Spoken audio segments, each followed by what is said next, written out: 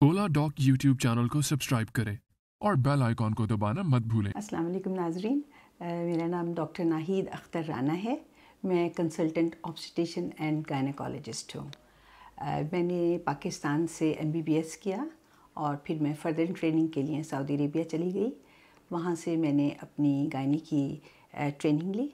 फिर मैं इंग्लैंड चली गई, वहाँ से मैंने फर्दर स्पेशलाइजेशन की, जैसे MRCOG, DFFP और FRCOG। उसके बाद मैंने सऊदी अरेबिया में और इंग्लैंड में बहुत अरसा काम किया। पाकिस्तान आने से कबल तकरीबन 10 साल मैं इंग्लैंड के एक बहुत बड़े हॉस्पिटल में एज ए कंसल्टेंट काम कर रही थी। अभी मुझे पाकिस्तान आए तकरीबन 2 साल हो गए हैं और मैं यहाँ पे हमीद लतीफ़ हॉस्पिटल और नोवी मेड स्पेशलिस्ट क्लिनिक में काम कर रही हूँ। आज हम बात करेंगे एक और बहुत ही हॉट टॉपिक या बहुत ही हामला ख़वातीन का कॉमनली आस्क्ड क्वेश्चन या कॉमन कंप्लेंट कहना चाहिए, वो है पेन ड्यूरिंग प्रेगनेंसी, यानी कि हमल के दौरान दर्द होना। पाकिस्तान के टॉप डॉक्टर्स के साथ अपॉइंटमेंट बुक करें, वो भी पेशेंट फीडबैक देखते हुए। लाखों लोगों की तरह पाकिस्तान के सबसे बड़े डॉक्टर नेटवर्क का फायदा उठाएं और आज ही ओला डॉक ऐप डाउनलोड करें। ओला डॉक, डॉक्टर का अपॉइंटमेंट आसानी से। अब मोस्ट प्रॉब्ली आपने ये नोट किया होगा कि प्रेगनेंसी के दौरान ज़्यादातर आपकी जो अपने डॉक्टर को कॉल्स होती हैं या विज़िट्स होती हैं, उसमें किसी न किसी स्टेज पे आप पेन की कंप्लेंट करते हैं। तो आज हम डिस्कस करेंगे कि आखिर पेन की क्या क्या वजूहात हैं और क्या चीज़ें हैं जो कि बिल्कुल नॉर्मल हैं और आपको उस पर वरी नहीं करना चाहिए, और क्या चीज़ें हैं या क्या साइंस हैं कि अगर वो आते हैं तो आपको वरी करना चाहिए या आपको इमीडिएट मेडिकल हेल्प सीख करनी चाहिए। अच्छा, जैसे कि मैंने आपको पहले भी एक दफ़ा बताया था कि हम प्रेगनेंसी को 3 स्टेजेस में डिवाइड करते हैं। उसमें से आ जाता है प्रेगनेंसी का फर्स्ट ट्राइमेस्टर, जो कि पहले 12 हफ्ते होते हैं। उसके बाद आता है सेकंड ट्राइमेस्टर, जो 12 से लेकर 24 हफ्ते तक होता है। और उसके बाद आ जाता है थर्ड ट्राइमेस्टर, जो कि 25 हफ्ते से शुरू होता है और वो एंड ऑफ प्रेगनेंसी तक रहता है। हर ट्राइमेस्टर में डिफरेंट तरह की पेन की चीज़ें हो सकती हैं जो कि नॉर्मल हैं, ठीक है। और हर ट्राइमेस्टर में वो चीज़ें जो कि डेंजरस होती हैं विद पेन, वो भी हो सकती हैं। पहले ट्राइमेस्टर, फर्स्ट ट्राइमेस्टर में पहले 12 हफ्ते में आमतौर पे जो पेन होता है वो सबसे पहले जो होता है वो पहले ही वीक में जो पेन शुरू होता है वो होता है हल्का सा पेन। ऐसा महसूस होता है जैसे कि कोई हल्की सी अंदर चुभन हो रही हो, वो इम्प्लांटेशन पेन होता है। और फिर जैसे जैसे प्लासेंटा अपनी अंदर जगह बनाता है तो आपको हल्का सा ऐसे लगता है जैसे हल्का सा बोझ पड़ रहा है। इस तरह का पेन काफ़ी कॉमन है। लेकिन अगर ये पेन बहुत सीवियर है या इस पेन के साथ ये स्पैज़मोटिक है, यानी कि ये आ रहा है और जा रहा है, और इसके साथ कोई और कॉम्प्लिकेशन हो रही है, जैसे कि PV स्पॉटिंग शुरू हो गई है या खुदा न खास्ता हल्का सा चाहे ब्राउन दाग लग रहा है, तो आपको चाहिए कि आप अपने डॉक्टर से फ़ौरन रुजू करें। अर्ली प्रेगनेंसी में एक और तरह का पेन काफ़ी डेंजरस हो सकता है, वो होता है एक्टोपिक प्रेगनेंसी की वजह से। यानी कि अगर हमल अपनी सही जगह पर नहीं लगा और वो किसी और जगह पे चिपक गया है, जैसे कि ट्यूब के अंदर चिपक गया है या बाहर ओवरीज पे चिपक गया है या मतलब उसकी जगह ठीक नहीं है, तो पेन अनयूजुअली ज़्यादा होगा। और आम तौर पे ये पेन इसके लिए आपको पेन किलर्स खाना पड़ेंगे। तो अगर ऐसी कोई चीज़ है तो आपको चाहिए कि आप फ़ौरन अपने डॉक्टर से रजू करें ताकि वो आपका अल्ट्रासाउंड परफॉर्म करवाएं, ताकि ये पता चले कि प्रेगनेंसी जो है उसकी लोकेशन ठीक है कि नहीं। क्योंकि खुदा ना खास्ता अगर आपकी प्रेगनेंसी की लोकेशन ठीक नहीं है और वो खुदा ना खास्ता अगर वो ट्यूब के अंदर है, तो अर्ली स्टेज पे उसका बेहतर इलाज किया जा सकता है एज़ कम्पेयर्ड कि जब वो रप्चर हो जाए, ओके। और अगर वो खुदा ना खास्ता रप्चर हो जाए तो फिर तो वो इंतहाई लाइफ थ्रेटनिंग सिचुएशन बन जाती है। अच्छा, उसके अलावा दूसरा पेन जो अर्ली प्रेगनेंसी में महसूस होता है वो हल्का सा डल एक होता है। वो इसलिए होता है कि जब आपके यूट्रस की ब्लड सप्लाई बढ़ना शुरू हो जाती है, प्रेगनेंसी इम्प्लांट होना शुरू हो जाती है, तो वूम जो है आपका वो थोड़ा सा भारी हो जाता है पहले से। चूँकि वो थोड़ा सा भारी होता है तो आपको महसूस होता है कि जैसे हल्का सा पोंछ है, तो उससे घबराने की ज़रूरत नहीं है। लेकिन आपको चाहिए कि आप अपनी डॉक्टर को उसके बारे में ज़रूर मेंशन करें। अच्छा, उसके अलावा फर्स्ट ट्राइमेस्टर में चूँकि बहुत से डॉक्टर्स जो हैं वो अपने पेशेंट्स को प्रोजेस्टेरॉन प्रिस्क्राइब करते हैं। तो प्रोजेस्टेरॉन से क्या होता है कि आपकी बाउल जो है वो भी रिलैक्स हो जाती है, तो आपके पेट में थोड़ा गैस वगैरह ज़्यादा बन सकती है, आपको कॉलर की पेन ज़्यादा हो सकता है, क्योंकि जब आपकी बाउल रिलैक्स करती है तो फूड ज़रा ज़्यादा देर कोलन में रहता है। चूँकि ज़्यादा देर रहता है तो थोड़ा गैस बन जाती है, उसकी वजह से आपको एब्डोमिनल डिस्कम्फर्ट होता है और आपको लगता है कि आपको दर्द हो रहा है।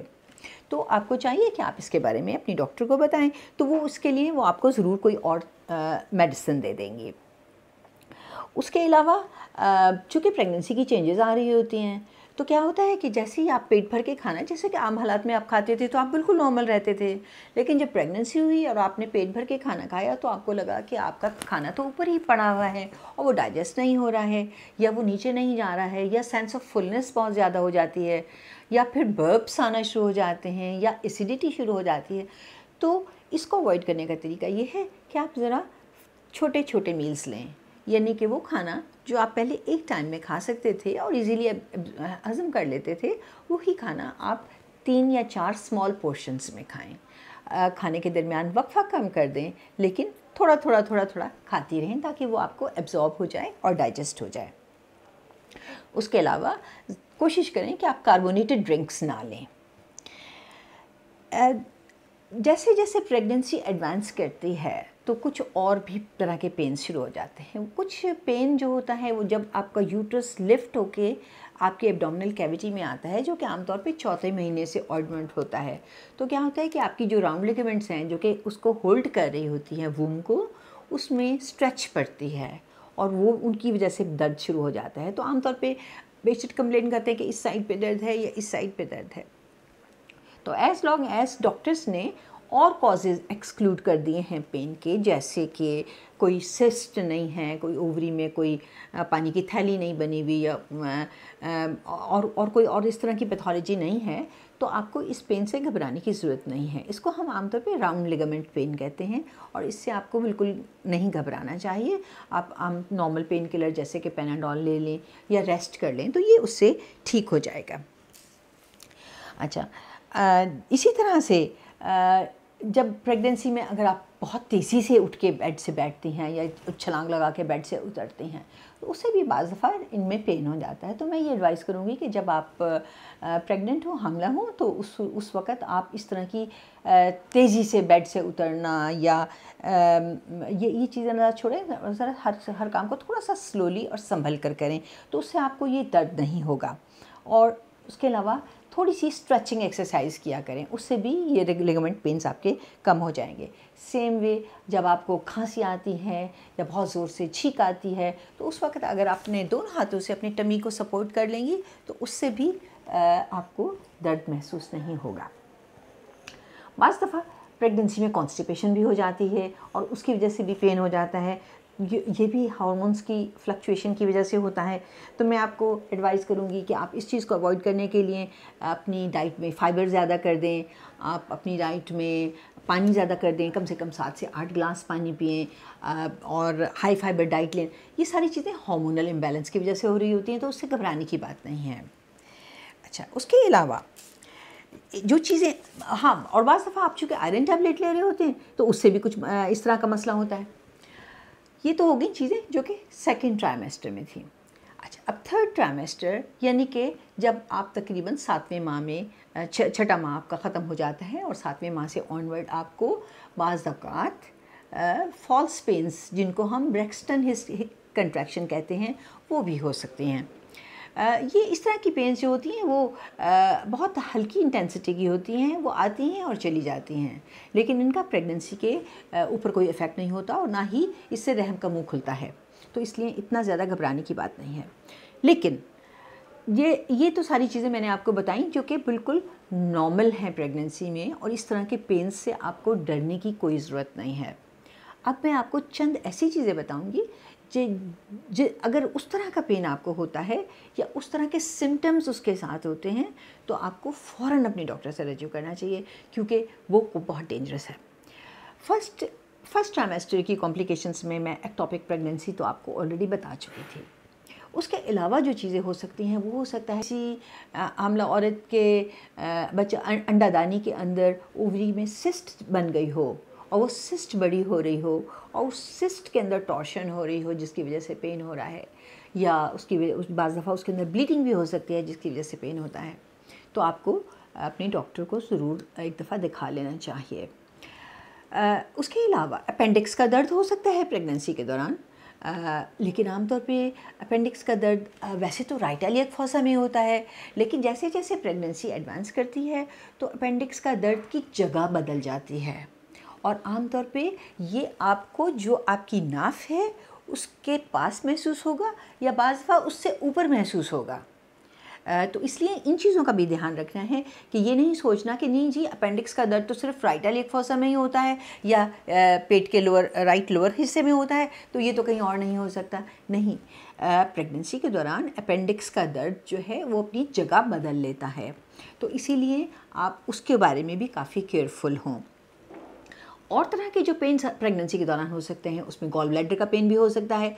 आमतौर पे गॉल ब्लैडर का पेन जो है वो आपकी राइट पसली जो है उसके नीचे, सबसे लोअर पसली के नीचे दरमियानी हिस्से में शुरू होता है और वो बैकवर्ड आपके कमर में जाता है।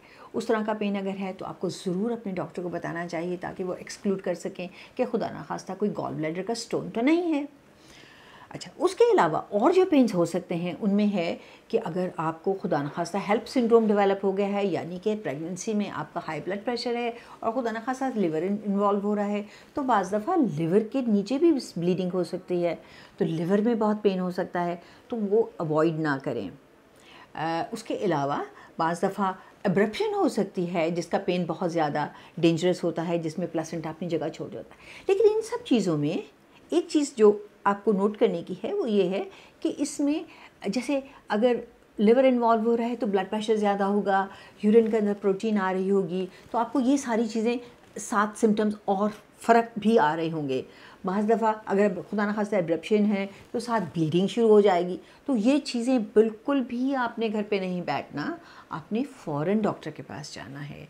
बाज़ दफ़ा क्या होगा कि प्रीटर्म लेबर शुरू हो जाता है, पानी पड़ जाता है, तो आपने डॉक्टर को जाके ज़रूर चेक कराएं कि देखें मुझे इस तरह से पानी पड़ गया है, मतलब आपको फ़ौरन मेडिकल हेल्प लेनी चाहिए। टेम्परेचर हो जाना, बुखार चढ़ जाना और चिल्स होना और उसके साथ फिर पूरी बॉडी में दर्द होना, ये चीज़ें भी बहुत इंपॉर्टेंट है, आपको फ़ौरन अपने डॉक्टर को बताना चाहिए। उसके अलावा अगर आपको कंट्रैक्शंस बार बार आ रही हैं तो भी आपको अपने डॉक्टर को फ़ौरन बताना चाहिए। और चंद चीज़ें जिसके बारे में आपको बहुत ख्याल करना चाहिए और बहुत आपको उनके ऊपर नज़र रखनी चाहिए, वो है वजाइनल ब्लीडिंग या स्पॉटिंग अगर होती हो, कोई एबनॉर्मल वजाइनल डिस्चार्ज हो, कंट्रैक्शन बार बार आ रही हो, बहुत ज़्यादा नौजिया वॉमिटिंग हो रहा हो, फेंटिंग अटैक्स हो रहे हों, लाइट हेडेड फील हो रही हों, हेडेक हो रहा हो जो कि लगातार है और नहीं जा रहा है, या जब आप यूरिन पास कर रही हैं उस वक्त दर्द हो रहा है, ये भी आपको यूरिन की इन्फेक्शन की वजह से हो सकता है। बाज़ दफ़ा किडनी स्टोन्स होते हैं, उसकी वजह से पेन हो रहा होता है। तो ये वो चीज़ें हैं कि जिसमें आपको इमीडिएट मेडिकल हेल्प सीक करनी चाहिए। Thank you.